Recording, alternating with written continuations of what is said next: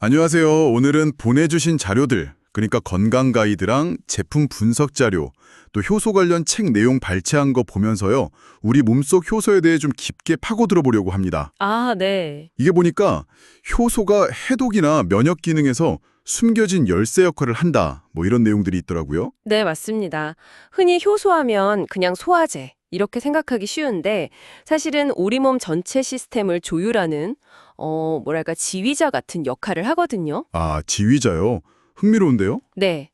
이번 분석 통해서 효소의 진짜 역할이 뭔지, 또 어떻게 하면 효소를 좀 더 잘 도울 수 있는지 이런 걸 명확하게 이해하는 데 좀 집중해 보면 좋겠습니다. 좋습니다. 그럼 바로 한번 시작해 볼까요?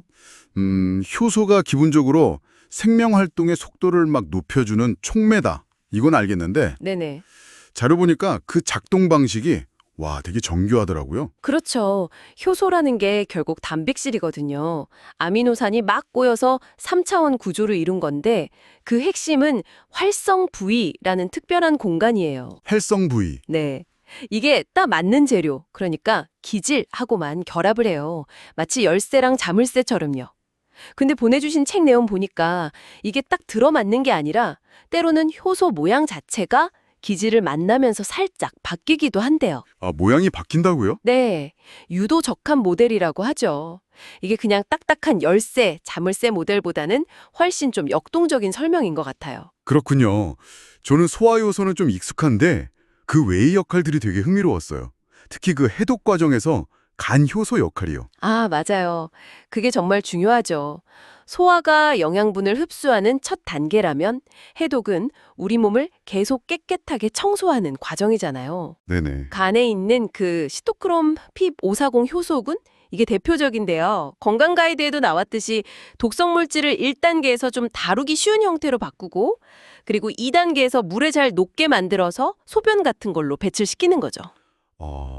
단계가 있군요. 약간 쓰레기 분리수거에서 처리하는 느낌이네요. 네, 뭐 그런 비유도 가능하겠네요. 효율적으로 처리해서 내보내는 거죠. 해독뿐만 아니라 세포 보호, 그러니까 항산화 역할도 중요하게 나오던데요. 활성산소, 이게 문제라고요? 네, 맞습니다. 우리가 숨 쉬고 에너지 만들 때 어쩔 수 없이 생기는 찌꺼기 같은 건데 이게 세포를 늙게 만들고 손상시키거든요. 이 활성산소를 처리하는 특수 부대가 바로 항산화 효소예요. 자료에 나온 그 슈퍼옥사이드 디스뮤타제, SOD나 카탈라제 같은 것들이죠. 얘네들이 활성산소를 아주 빠르게 무해한 물질로 바꿔서 우리 몸을 보호해주는 겁니다. 아하. 그리고 면역계에서도 효소는 빼놓을 수 없어요. 면역세포들끼리 신호를 주고받거나 염증 반응을 너무 과하지 않게 조절하는데도 꼭 필요하거든요. 근데 이렇게 중요한 효소들이 항상 최상의 상태는 아니라고요. 그 공간 가이드 보니까 온도나 스트레스 같은 거요. 네, 맞아요. 효소가 좀 까다로운 친구예요.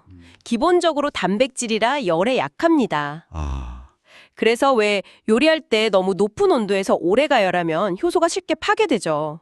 자료에서도 그래서 생으로 먹거나 살짝 찌는 걸 권장하는 거고요. 네, 봤어요. pH 변화에도 민감하고요. 또 만성 스트레스, 이것도 문제예요. 스트레스 받으면 코르티솔 같은 호르몬이 나오잖아요. 네. 이게 효소 기능을 떨어뜨릴 수 있습니다. 그래서 규칙적인 생활, 잠 잘 자고, 물 충분히 마시고 이런 게 다 효소 활성에는 도움이 되는 거죠. 아, 생활 습관이 정말 중요하네요. 네.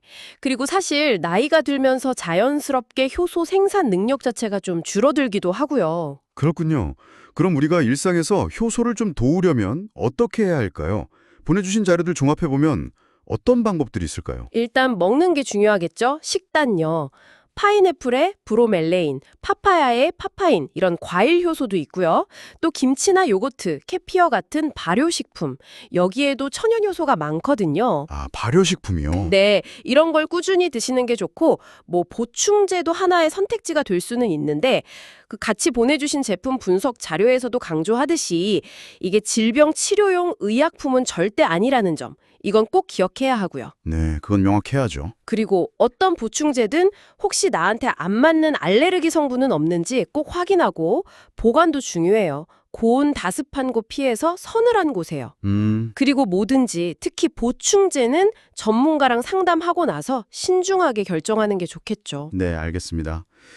오늘 이야기를 쭉 정리해보면 효소라는 게 소화는 기본이고 해독, 항산화, 면역 조절까지 진짜 우리 건강을 지키는 말 그대로 숨겨진 지휘자네요. 네, 맞습니다. 그리고 우리가 뭘 먹고 어떻게 사느냐가 이 지휘자의 활동에 직접 영향을 준다는 것도 확실히 알게 됐고요. 네, 효소가 단순히 반응 속도만 높이는 게 아니라 우리 몸에 아주 복잡한 생화학적 균형을 맞추는데 정말 핵심적인 역할을 하는 거죠.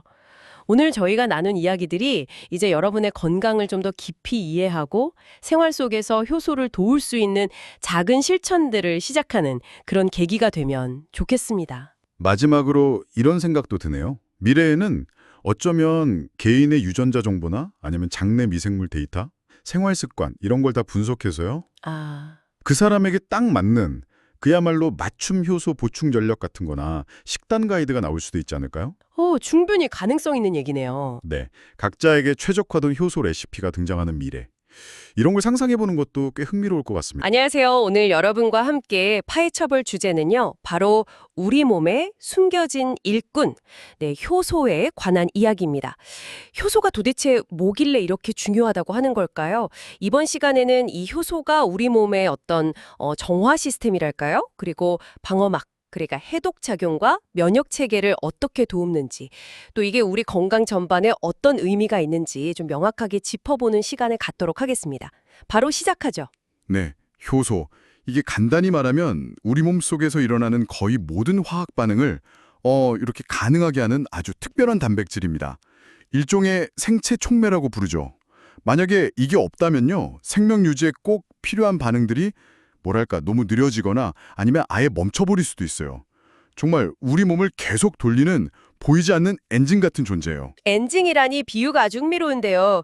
효소가 반응 속도를 높여준다는 건 알겠는데 이걸 조금 더 쉽게 좀 와닿게 설명해 주실 수 있을까요? 그게 어떻게 가능한 거죠? 효소는요, 화학 반응이 일어나려면 넘어야 하는 일종의 에너지 언덕, 그러니까 활성화 에너지라는 게 있는데 이걸 낮춰주는 역할을 해요. 예를 들면 무거운 수레를 언덕 위로 미는데 누군가가 그 길을 미리 좀 평탄하게 다듬어주는 거랑 비슷하다고 생각하시면 돼요.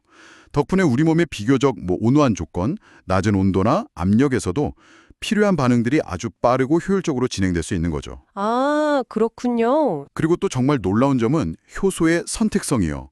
이게 뭐냐면 각 효소마다 활성 부위라는 고유한 모양의 공간이 있어요. 그래서 마치 열쇠랑 자물쇠처럼 자신한테 딱 맞는 특정 분자, 이걸 기질이라고 부르는데 이것하고만 결합해서 작용한다는 거죠. 아하, 그래서 우리 몸이 이렇게 정교하게 돌아가는 거군요. 필요한 곳에서 딱 필요한 때에만 정확한 반응이 일어나도록 조절한다. 이런 말씀이시죠? 아무 반응이나 막 일어나면 정말 큰일 날 테니까요. 자료들을 보면 특히 효소가 해독 작용이 아주 중요하다고 강조를 하던데요. 이건 어떤 원리인가요? 네, 맞습니다. 우리 몸은 음식이나 호흡, 피부 같은 걸 통해서 끊임없이 외부 독소에 노출되잖아요. 그리고 몸 안에서도 대사 과정에서 노폐물이 생기고요. 간이 우리 몸의 주요 해독센터인데 이 해독 과정의 핵심 작업자가 바로 효소들이에요. 예를 들면 그 1단계 해독 효소들, 자료에 나온 시토크롬, 피사공 계열 같은 것들이 독소를 일단 변용시켜요. 그러면 2단계 효소들, 예를 들어 글루타티온, S 트랜스퍼라제 같은 것들이 이 변용된 독소를 물에 잘 녹는 형태로 바꿔서 소변이나 담즙으로 몸 밖으로 쉽게 내보낼 수 있게 처리하는 거죠. 아, 그렇군요. 듣고 보니 왜 몸이 좀 무겁거나 피곤할 때 간 해독 기능이 중요하다고 하는지 알겠네요. 이 독소 처리가 잘 안 되면 몸이 부담을 느끼는 거군요. 그럼 면역과의 연결고리도 궁금한데요. 어떻게 관련이 있는 거죠? 면역계에서도 효소는 정말 다양한 역할을 합니다. 면역 세포들끼리 서로 정보를 주고받는 거, 외부 침입자를 알아보고 공격하는 거, 또 과도한 염증 반응을 조절하는 거. 이런 면역 활동의 거의 모든 단계에 효소가 관여한다고 볼 수 있어요. 게다가 그 슈퍼옥사이드 디스뮤타아제, SOD라고 하죠.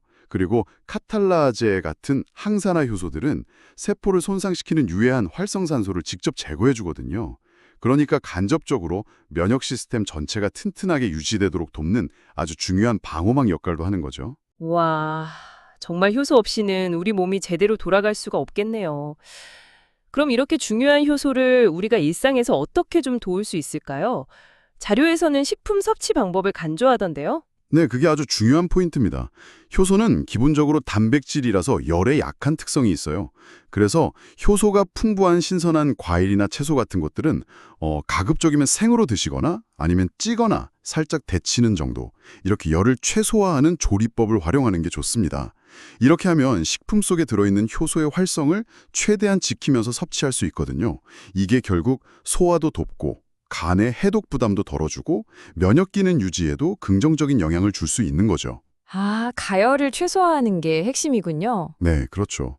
그리고 이런 시기적인 접근 외에도 보내주신 자료에 보니까 주 좋은 효소에서 판매하고 주 한국 파비스 R&D에서 제조하는 특정 제품들에 대한 정보도 좀 있더라고요.